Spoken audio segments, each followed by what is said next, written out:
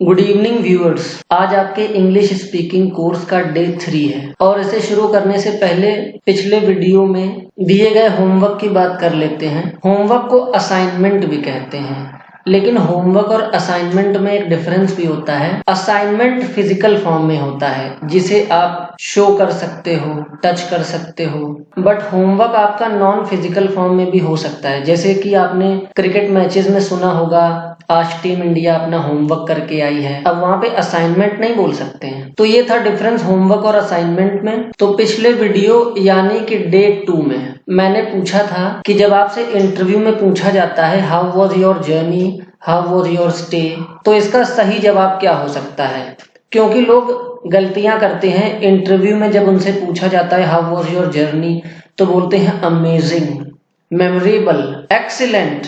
अपने घर से दूर जिस सिटी में इंटरव्यू है वहां पर लोग स्टे कर रहे होते हैं और उनसे पूछा जाता है हाउ वॉज योर स्टे या हाउ इज योर स्टे, तो इसका भी कुछ लोग बड़ा सजा के बड़ा बनावटी आंसर देते हैं। It was amazing, it was brilliant, it is tremendous, it is magnificent.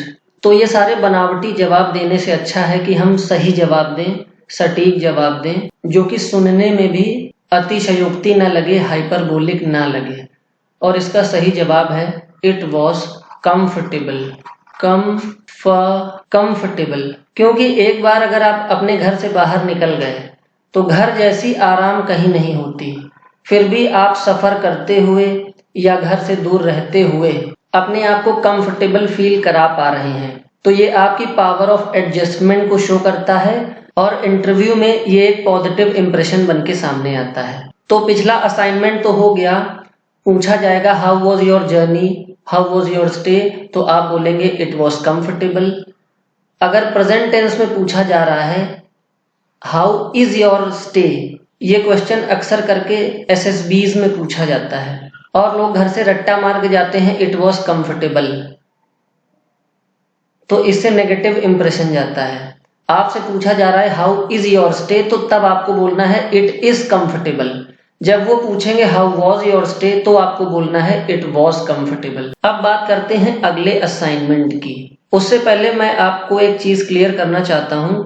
कोई भी लैंग्वेज लर्निंग अगर आप कर रहे हैं, कोई भी भाषा सीख रहे हैं, तो एक टेक्निक होती है LSRW, listening, speaking, reading, writing. तो लिसनिंग तो आप अच्छे से कर रहे हो, स्पीकिंग भी आप कर रहे हो। ये जो तीसरा स्टेप है इसे भी हम आज से फॉलो करना शुरू कर देंगे। इसीलिए मैं लेकर आया हूं रीडिंग कॉर्नर, और ये आपको अब हर वीडियो में मिलेगा। यहाँ पर एक रीडिंग कॉर्नर होगा जहाँ पे आपको मैं रीडिंग करना सिखाऊंगा, आप खुद रीडिंग करेंगे और ये बिल्कुल एक पजल जैसा होगा, एक पहेली जैसा होगा। इसके लास्ट में आपसे एक क्वेश्चन पूछा जाएगा जिसका जवाब आपको कॉमेंट बॉक्स में देना होगा। और जब हमारा लिसनिंग यानी कि सुनना, स्पीकिंग यानी कि बोलना, रीडिंग यानी कि पढ़ना, ये अच्छे से प्रैक्टिस में आ जाएगा तो मैं W यानी कि आपकी राइटिंग पर भी काम शुरू कर दूंगा। ये ट्रिक याद रखिएगा, सुबोपली, सुबोपली, LSRW। L is for listening, सुनना, S इज फॉर स्पीकिंग, बोलना, R इज फॉर रीडिंग, पढ़ना। ये सेगमेंट हमारा आज से शुरू हो रहा है रीडिंग, और जब ये सब अच्छे से प्रैक्टिस में आ जाएगा तो हमारा सेगमेंट शुरू होगा W, it is for writing, लिखना। तो आइए टेबल एटिकेट सीखने से पहले आपका होमवर्क, आपका आज का असाइनमेंट समझ लेते हैं, जो कि एक रीडिंग एक्टिविटी है। This film is one of the lengthiest film of Indian cinema. Indian cinema की सबसे लंबी फिल्मों में से ये एक है। After his previous one became a blockbuster. इनकी पिछली वाली एक ब्लॉकबस्टर थी, super duper hit, box office पर बेहद सफल मूवी थी। तो after his previous one became a blockbuster dash was highly anticipated. यही आपका क्वेश्चन है, आपको इस मूवी का नाम बताना है और इसी मूवी से रिलेटेड ये पूरा पैराग्राफ है। तो डैश वॉज हाईली एंटीसिपेटेड, आपको डैश में मूवी का नाम भरना है, इसे आप कमेंट बॉक्स में लिखेंगे। तो dash was highly anticipated as it was under production for 6 years। ये बहुत ही ज्यादा एंटीसिपेटेड थी। एंटीसिपेट का मतलब होता है किसी चीज की उम्मीद लगाए रहना। जैसे इंडिया पाकिस्तान का जो क्रिकेट मैच होता है वो हाईली एंटीसिपेटेड होता है। तो it was highly anticipated as it was under production for 6 years। As it was under production for 6 years, ये 6 साल से बन रही थी। एंड हेविली पब्लिसाइज्ड, और इसका भयंकर प्रचार हुआ था। इन इंडिया, भारत में upon release the film was rejected by audience and critics. अरे ये तो उल्टा हो गया, जब रिलीज हुई तो film was rejected by audiences and critics, इसको दर्शकों ने भी खारिज कर दिया और जो आलोचक थे उन्होंने भी खारिज कर दिया। Putting him into a financial crisis, यहाँ पर जो हिम है ये उस इंसान के लिए आया है जिसकी ये मूवी थी। तो putting him into a financial crisis यानी जनता ने और आलोचकों ने इस मूवी को रिजेक्ट करके इन्हें आर्थिक संकट में डाल दिया। As the film was panned for its length and plot, इस फिल्म की आलोचना हुई इसकी लेंथ को लेकर, बहुत लंबी मूवी थी, 2-2 इंटरवल हुए थे, और इसके प्लॉट को लेकर भी ऑडियंस और क्रिटिक्स संतुष्ट नहीं थे, उन्हें इसका प्लॉट भी पसंद नहीं आया। The film has gained a cult status, ये हैज आया है प्रेजेंट टेंस के लिए, यानी आज की डेट में, इस समय में, वर्तमान समय में इस मूवी ने एक कल्ट स्टेटस गेन कर लिया है। कल्ट स्टेटस का मतलब होता है, कल्ट ये जो एडजेक्टिव है ये उन चीजों के लिए यूज होता है जब वो चीज समाज के एक विशेष समूह के बीच में प्रसिद्ध हो जाती है। तो आज की डेट में समाज के एक विशेष समूह के बीच में ये जो फिल्म है ये प्रसिद्ध हो चुकी है। And is regarded as a classic today, और आज की डेट में इसे क्लासिक का दर्जा दिया जाने लगा है। क्लासिक को शास्त्रीय भी कहते हैं और कालजयी भी कहते हैं, यानी कि ये कालजयी फिल्म साबित हुई बाद में। उस वक्त तो ये खारिज कर दी गई, लेकिन बाद में इस फिल्म का जिक्र हमेशा होता रहे। इस फिल्म ने ऐसी छाप छोड़ी। Both audiences and critics' response has turned highly favorable with the passage of time। दर्शकों का और आलोचकों का जो रिस्पॉन्स था, प्रतिक्रिया थी फिल्म को लेकर, has turned highly favorable, वो बदल गई और पूरी तरह से फेवर में आ गई with the passage of time, समय के साथ। इसीलिए कहते हैं कि वक्त बड़ा शक्तिशाली होता है, समय बहुत बलवान होता है। उसी मूवी को रिजेक्ट कर दिया, पूरी तरह से फ्लॉप साबित हुई, और समय के साथ ऐसा बदलाव हुआ कि ऑडियंस तो ऑडियंस, उन आलोचकों के भी सुर बदल गए। An abridged version was released after a decade and had a highly successful run at box office. Decade का मतलब होता है दशक, 10 साल का समय। तो करीब 10 साल के बाद दोबारा से ये मूवी थोड़ी सी काट छांट के साथ लॉन्च की गई, रिलीज की गई, और इस बार इसने बहुत ही सफल प्रदर्शन बॉक्स ऑफिस पर किया। ही टर्म्ड, ये जो ही है ये उन्हीं के लिए आया है जिनकी ये मूवी है। He termed it his favourite film and described it as having deep philosophical depth and meaning. यानी जो इस मूवी के एक्टर, डायरेक्टर, प्रोड्यूसर हैं, मैं उनका नाम नहीं लूंगा वरना आपके लिए आसान हो जाएगा। तो उस एक्टर ने इसे अपनी फेवरेट फिल्म कहा और इसे बताया कि इसमें अत्यंत दार्शनिक गहराई और अर्थ छिपा हुआ है। कभी कभी ऐसा हम इंसानों के साथ भी होता है कि हम अपनी किसी परफॉर्मेंस को बेस्ट समझते हैं, लेकिन लोग उसे औसत दर्जे का करार दे देते हैं। लेकिन ऐसा देख करके आपको मनोबल गिराने की जरूरत नहीं है। समय के साथ लोगों की प्रतिक्रिया बदलेगी अगर आप अपनी धुन के पक्के हैं और आप में लगन की कोई कमी नहीं है। The film is regarded as one of his finest work today. आज इस फिल्म को उनका सबसे उत्तम कार्य माना जाता है, with film experts labelling it as a misunderstood masterpiece. और आज फिल्म एक्सपर्ट्स ने इस फिल्म को ये लेबल दे दिया है, इस पर ये लेबल लगा दिया है कि ये मिसअंडरस्टूड मास्टरपीस है, यानी लोग इसे समझ नहीं पाए। जनमानस में इतनी क्षमता नहीं थी कि इस मास्टरपीस को समझ पाए। तो आपको कमेंट बॉक्स में इस मूवी और इसके एक्टर का नाम लिखना है।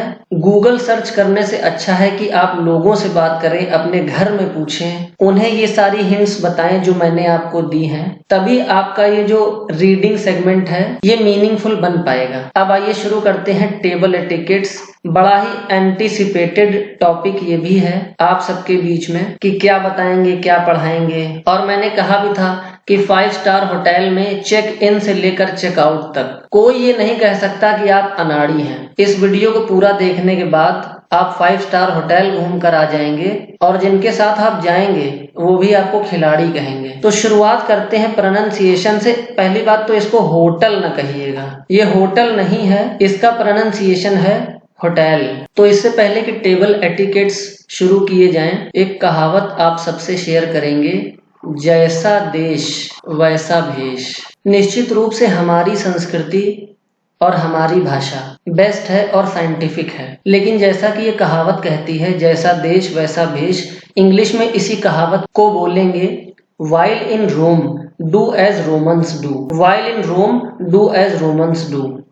आप इस कहावत को एडिट भी कर सकते हैं लेकिन अपने मतलब के लिए, while in India do as Indians do, while in America do as Americans do। लेकिन यूनिवर्सल जो प्रोवर्ब है, कहावत है, वो यही है while in Rome do as Romans do। तो आपकी शुरुआत होगी पार्किंग से। या तो आप अपनी 4 व्हीलर खुद चला कर ले जाएंगे या तो आपका ड्राइवर चला कर ले जाएगा। आमतौर पे जब लोग गर्लफ्रेंड को या बीवी को साथ लेकर जाते हैं तो ड्राइवर को लेके नहीं जाते हैं, कबाब में हड्डी किसी को नहीं चाहिए। इवन दिन अगर आपका ड्राइवर आपके साथ है तो ड्राइवर आपकी गाड़ी पार्क करेगा और वहीं पार्किंग में आपका वेट करेगा। लेकिन अगर ड्राइवर आपके साथ नहीं है तो वहां पर एक वैले होगा। वैले का मतलब होता है खिदमतगार।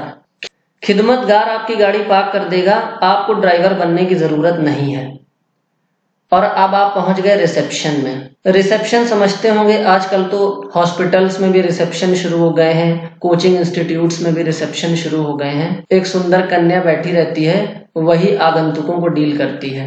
तो आप रिसेप्शन पहुंच गए और क्योंकि 5 स्टार होटल में कई तरह के रेस्टोरेंट्स होते हैं अलग अलग कंट्रीज के लोगों के लिए, तो आपको पूछना है where should we move for Indian food. फिर से एक बार मेरे साथ बोलिए, where should we move for Indian food. अब देखिए यहाँ पर गो का इस्तेमाल नहीं करना है, क्योंकि गो का सेंस होता है कि आप कहीं जा रहे हैं, तो आप वहां से कहीं जा नहीं रहे हैं, आप तो वहीं रहेंगे, तब तो डिनर या लंच करेंगे। तो ऐसी जगह पर जहां से आपको जाना नहीं है लेकिन वहीं पर आपको चहलकदमी करनी है और कहीं पहुंचना है, मूव बोलते हैं। Where should we move for Indian food. इसीलिए जब पुलिस वाले किसी अपराधी को पकड़ लेते हैं तो गो नहीं बोलते हैं, वो उसे हैंड्सअप करा कर क्या बोलते हैं, मूव। फिलहाल आप अपराधी नहीं हैं और आपने रिसेप्शन पर ये क्वेश्चन पूछा है where should we move for Indian food. तो वहां पर कई सारे वेटर सिर्फ खड़े रहते हैं जहां आपको जाना है वहां तक ले जाने के लिए। तो ही विल अशर, अशर का यही मीनिंग है, रास्ता दिखाना, आपको सही जगह पर ले जाना। तो he will usher to Indian restaurant. इसका उच्चारण बहुत गलत करते हैं लोग, रेस्टोरेंट कहने लगते हैं। रेस्टोरेंट हिंदी में तो सही है, लेकिन जब आप इंग्लिश स्पीकिंग कर रहे हैं तो ना इसको रेस्टोरेंट बोलेंगे, ना ही जो अखबारों में छपता है रेस्तरां, रेस्तरां भी नहीं बोलना है, रेस्टोरेंट बोलना है। प्रैक्टिस के साथ आपको ये आ जाएगा। आइए मेरे साथ प्रैक्टिस कर लीजिए। Indian restaurant, Indian restaurant. He will usher to Indian restaurant. अब उसने ले जाके आपको सीट पे बैठा दिया लेकिन आपको मजा नहीं आ रहा है, तो आप बोल सकते हैं we would like to change our seat, we would like to change our seat. देखिए ये जो OUR है इसको आप अवर भी बोल सकते हैं लेकिन रा को साइलेंट ही रखना है, या फिर आप आर बोल सकते हैं, दोनों ही सही है। जैसे कि ये वर्ड है पावर, अब आप इसको पावर भी बोल सकते हैं, आर को थोड़ा साइलेंट रखिएगा, या फिर आप पार भी बोल सकते हैं, कोई प्रॉब्लम नहीं है। तो we would like to change our seat, या फिर आप बोल सकते हैं अगर आपको कोने में बैठने का मन कर रहा है तो आप बोल सकते हैं we would like to sit in that corner. तो चेंज आवर सीट या sit in that corner, to के बाद आप इसमें से कोई भी फ्रेज जोड़ सकते हैं। We would like to change our seat, we would like to sit in that corner. उसके बाद है तो अगली इंस्ट्रक्शन है डोंट रीशफल द थिंग्स। जो अनाड़ी किस्म के लोग होते हैं वो वहां की प्लेटें ऊपर नीचे करने लगते हैं, खटपट करने लगते हैं, वहां के फ्लावर्स चेक करने लगते हैं असली हैं कि नकली हैं। तो ये सब कुछ नहीं करना है, चीजों का फेर बदल नहीं करना है। रीशफल का मतलब होता है फेर बदल करना। तो डोंट रीशफल द थिंग्स, चीजों का फेर बदल ना करें। अब देखिए, अगर आप ठीक ठाक समय लेकर वहां गए हैं तो 3 कोर्स मील बी ऑर्डर्ड। ये जो बी है इसे भीष्म पितामह समझिए। बी में सब कुछ छुपा हुआ है, is, am, are, was, were, being. तो 3 कोर्स मील इज ऑर्डर्ड ये भी मैं लिख सकता था, लेकिन आपको अगर स्पीकिंग करनी है और आपको बताना है कि 3 कोर्स मील ऑर्डर किया गया, तब तो आपको बोलना पड़ेगा ना 3 कोर्स मील वॉज ऑर्डर्ड। तो अभी समझते हैं जो मेन टॉपिक है। 3 कोर्स मील बी ऑर्डर्ड। आपका जो मील है वो 3 स्टेप्स में ऑर्डर किया जाता है। सबसे पहले सूप या स्टार्टर।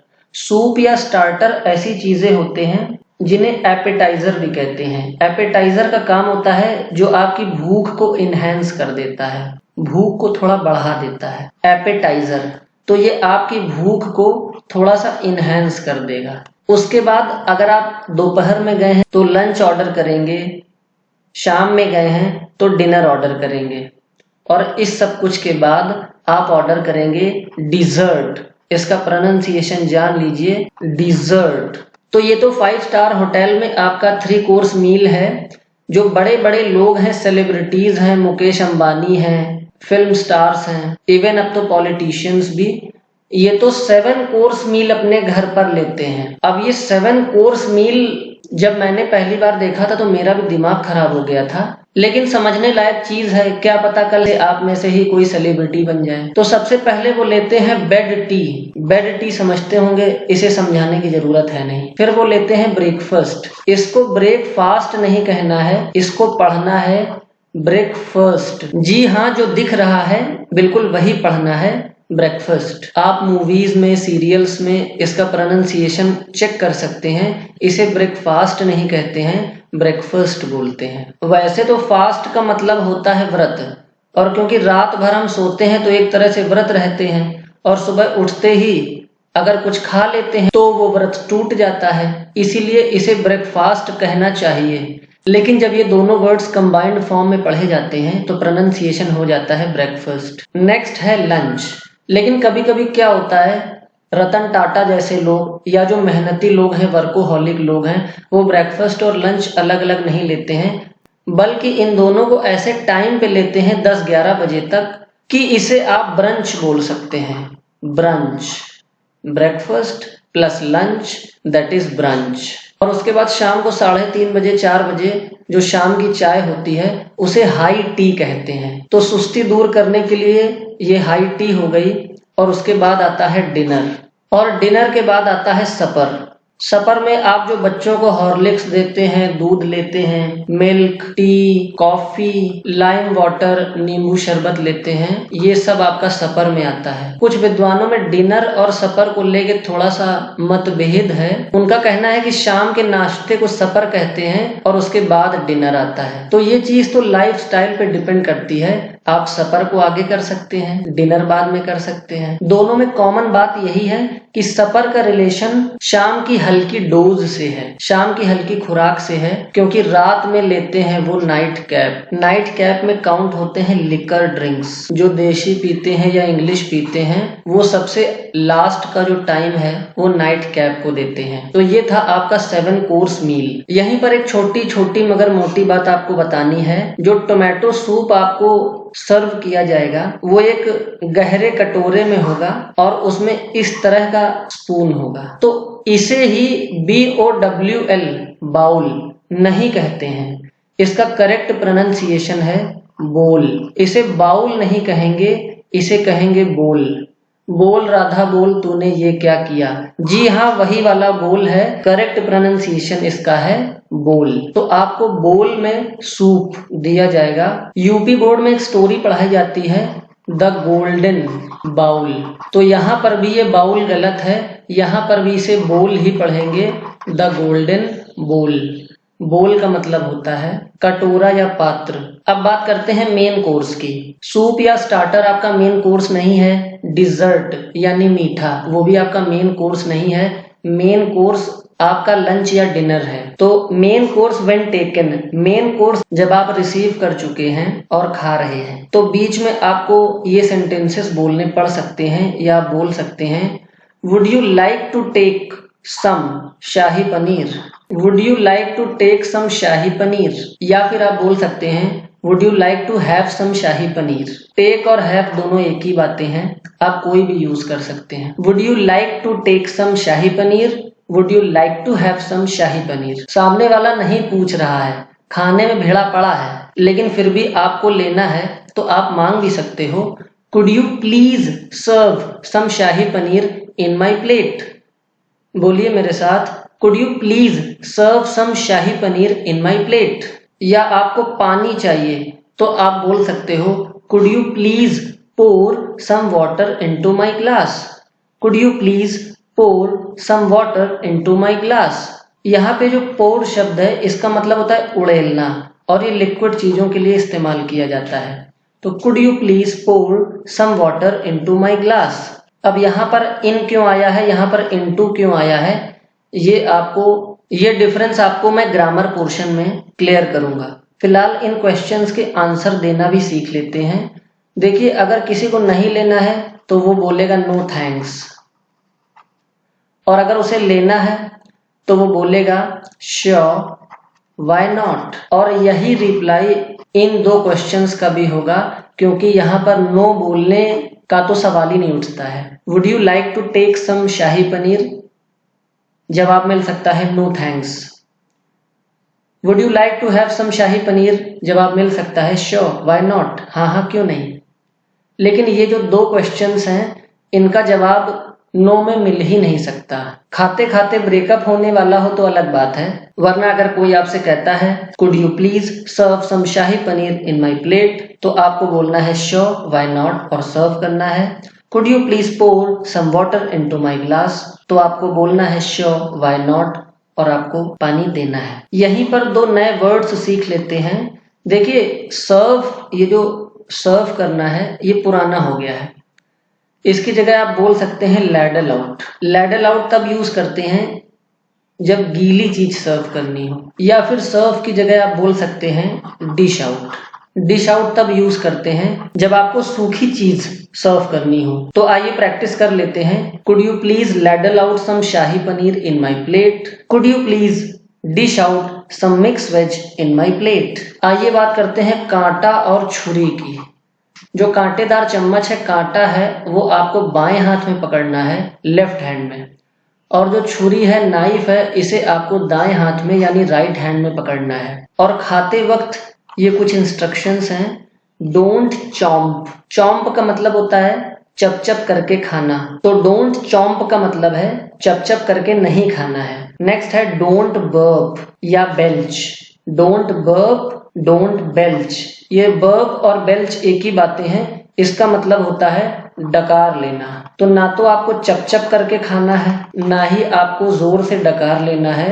डोंट बर्प, या फिर आप कह सकते हैं डोंट बेल्च। नेक्स्ट है डोंट गल्प। कुछ भी खाते या पीते वक्त आपको गट गट की आवाज नहीं करनी है। और नेक्स्ट है डोंट कीप थिंग्स नॉइजली। शोर के साथ चीजों को नहीं रखना है। अक्सर कांटे, छुरी या चम्मच रखते वक्त, फोक, नाइफ या स्पून्स रखते वक्त शोर की आवाज आती है, ऐसा करने से बचना है। नेक्स्ट है अगर बीच में आपको खाना छोड़ के जाना पड़ा, यानी अभी आप वापस आके खाना खाएंगे, आपका बस एक फोन कॉल आ गया है, आप उसे अटेंड करने वॉशरूम की ओर गए हैं, तो बीच में आप खाना छोड़ कर गए हैं, ये बात वेटर को कैसे पता चलेगी? तो आइए देखिए कैसे पता चलेगी।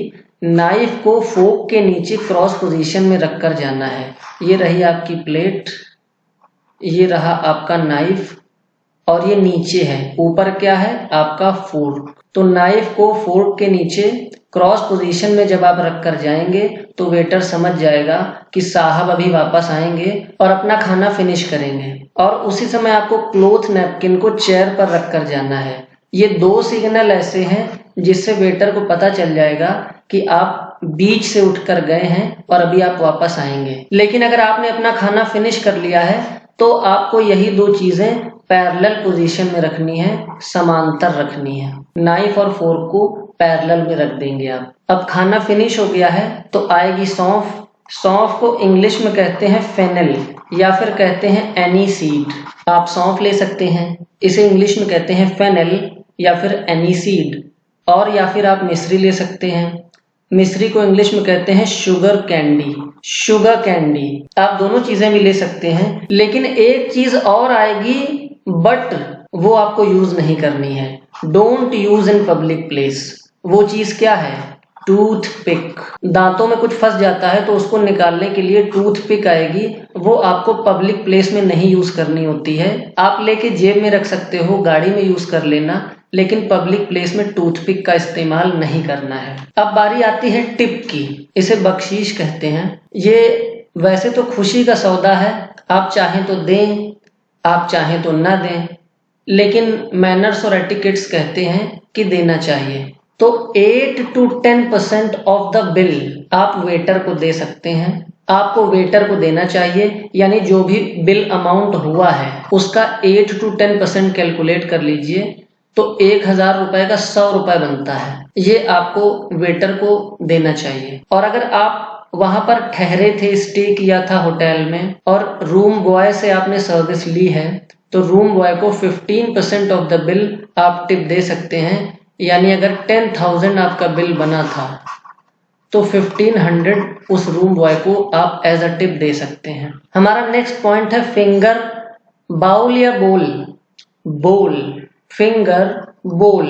इस बार एक कटोरा आएगा, इसे फिंगर बोल कहते हैं और इसमें गुनगुने पानी में, ल्यूक वार्म वाटर, गुनगुने पानी में या तो रिंग ऑफ लेमन पड़ा होगा या वेज ऑफ लेमन पड़ा होगा। आइए देख लेते हैं।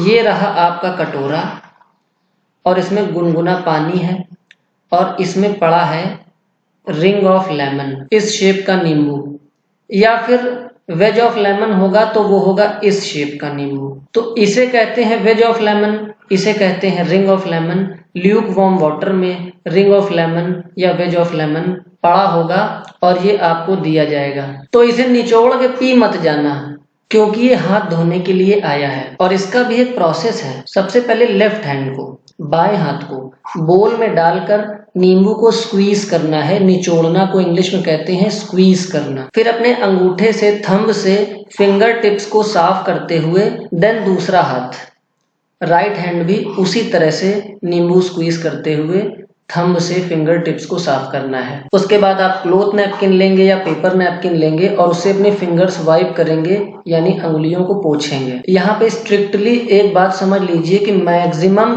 3 टाइम्स, अधिकतम 3 बार आप क्लॉथ नैपकिन का इस्तेमाल कर सकते हो। 3 बार में ही आपको अपने हाथों की अच्छे से सफाई कर लेनी है। और एक वर्ड और सीख लीजिए, फिंगर्स के जो जॉइंट्स होते हैं उनको नकल्स बोलते हैं, KNUCKLES, नकल्स। अब इसी से रिलेटेड कुछ और वर्ड्स जान लीजिए। डॉगी बैग, जो बचा हुआ खाना पैक कराते हो, भले ही घर आके आप ही वो खाना खाओ, लेकिन बोलते इसे डॉगी बैग है। तो रेस्टोरेंट में खाना खा लेने के बाद भी जो बचा हुआ खाना है उसे जब हम पैक कराते हैं तो वो पैकेट्स होते हैं डॉगी बैग। अब चाहे आप खिलाओ या अपने कुत्ते को खिलाओ। नेक्स्ट वर्ड है टेक अवे या कैरी आउट। इसका मतलब होता है रेस्टोरेंट से सीधे घर लाना। रेस्टोरेंट जाकर आप खाते नहीं हो बल्कि वहां से पैक कराकर सीधे घर लाते हो, तो इसे इंग्लिश में बोलेंगे टेक आउट या कैरी आउट। तो इस वर्ब को बोलेंगे टेक अवे या टेक आउट, कैरी अवे या कैरी आउट। तो बीवी के साथ घूमने भी जाना है और खाना भी घर ला के खाना है तो आप उसको बोलोगे let's have a take out tonight. Let's have a take out tonight. बोलिए मेरे साथ, let's have a take out tonight. Vegetarian जो शाकाहारी होते हैं, वेजिटेरियन बोलना बंद कीजिए और अब हम शाकाहारी को बोलेंगे वेजी। खाना अगर स्वादिष्ट है तो आप डिलिशियस बोल सकते हैं, ये पुराना है सभी यूज करते हैं, तो आप बोल सकते हैं लिप स्मैकिंग। जब खाना इतना स्वादिष्ट हो कि चटकारे की आवाज मुंह से आने लगे तो उसे लिप स्मैकिंग फूड भी बोल सकते हैं। और एक और वर्ड है स्क्रम्पशियस। स्क्रम्शियस फूड को भी स्वादिष्ट भोजन कहते हैं। तो बोलिए मेरे साथ, the food was delicious, the food was delicious, the food was lip smacking, the food was lip smacking, the food was scrumptious, the food was scrumptious. अब देखिए पैलेटेबल फूड क्या होता है। ठीक ठाक खाना, ठीक ठाक खाना को इंग्लिश में कहते हैं पैलेटेबल फूड। फूड को इंग्लिश में ग्रब भी बोलते हैं। तो पैलेटेबल फूड या पैलेटेबल ग्रब का मतलब है ठीक ठाक खाना। ब्लैंड फूड का मतलब होता है फीका खाना। खाना बिल्कुल फीका था, मिर्च मसाला कुछ भी नहीं था, नमक भी कम था, तो आप बोलेंगे bland food, it was bland food, फीका खाना था। अगर कोई बहुत कम खाता है तो आप बोलेंगे he eats like a bird. लड़की है तो बोल सकते हैं she Yeats like a bird, he eats like a bird, या फिर she Yeats like a bird. अगर कोई बहुत ज्यादा खाता है तो ऐसे व्यक्ति को कहते हैं glutton, he is a glutton, या फिर आप बोल सकते हो big eater, he is a big eater, he is a big eater. तैलीय खाने को कहते हैं ऑयली फूड या ग्रीसी फूड। जो कोई खाने में नखरे दिखाता है, जो नखरेबाज होते हैं, मैं ये नहीं खाऊंगा, मैं वो नहीं खाऊंगा, ऐसे लोगों को बोलते हैं फसी ईटर। ये जो फसी ईटर होते हैं, खाने में नखरे दिखाते हैं, इनके मुंह से एक वर्ड बहुत निकलता है यक। यहाँ पर यक का मतलब होता है छी, तो बोलते हैं यक, I will not eat this. ऐसे लोगों को कहते हैं फसी ईटर, खाने में नखरेबाज। फूडी, फूडी उन लोगों को कहते हैं जो खाने के शौकीन होते हैं।